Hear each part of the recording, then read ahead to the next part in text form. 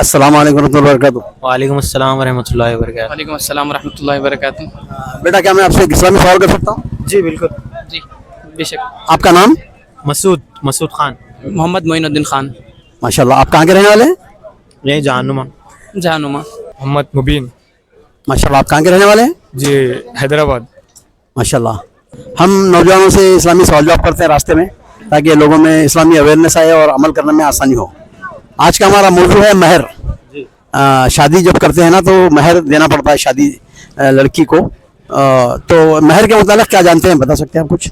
यही जो निके नामे पे लिख के महर देते पैसे कुछ, उसको महर बोलते हैं। महर लड़की का हक़ है, जो हक़ अदा करना ज़रूरी है मर्द के लिए, जितना जल्दी हो सके। या तो निके के दौरान देना बेहतर है, या फिर निके के बाद भी दे सकते हैं। अक़्द महर और कोई और उर्दू में लफ्ज़ है उसके लिए। तो महर जो है सो शादी से पहले भी दे सकते हैं आप, और शादी के बाद भी दे सकते हैं। महर दोनों में इत्तेफाक रहना चाहिए।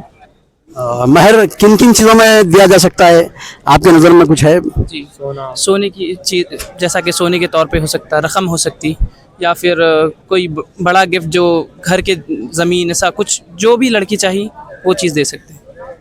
जी वही सोना वगैरह, ज़मीन जायदाद, प्रॉपर्टी वगैरह दे सकते हैं।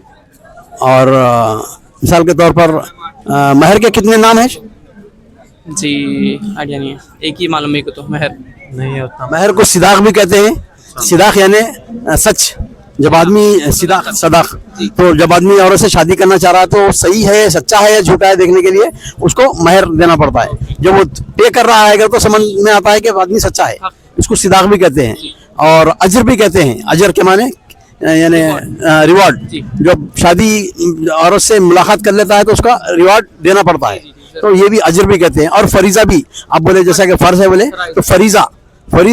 अल्लाह के नबी सल्लल्लाहु अलैहि वसल्लम के पास कोई शख्स आया कि जो सो मेरे पास महर देने के लिए कुछ नहीं है। तो अल्लाह के नबी सल्लल्लाहु अलैहि वसल्लम पूछे कि जैसो क्या आपके पास एक अंगूठी भी नहीं है? तो उन्हें बोला कि जैसो वो भी नहीं है। तो आपके पास कुरान शरीफ है, कुछ याद तो होगा आपको, तो आप वो भी दे सकते हैं बोल के अल्लाह के नबी सल्लल्लाहु अलैहि वसल्लम का ये कहना है। माशाल्लाह, सही कहा आपने।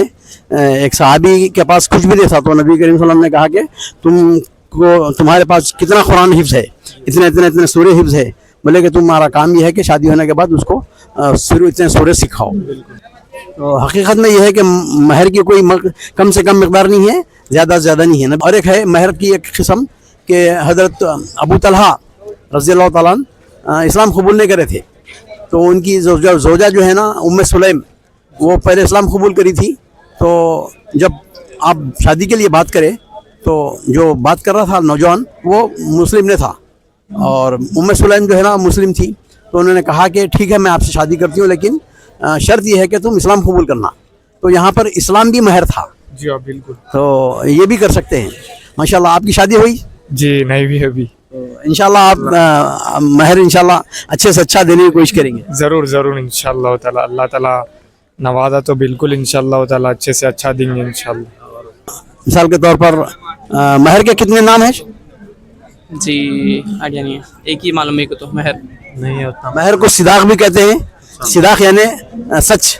जब आदमी सदाक, तो जब आदमी औरत से शादी करना चाह रहा है तो सही है, सच्चा है या झूठा है देखने के लिए उसको महर देना पड़ता है। जब वो पे कर रहा है अगर तो समझ में आता है कि आदमी सच्चा है, इसको सिदाक भी कहते हैं।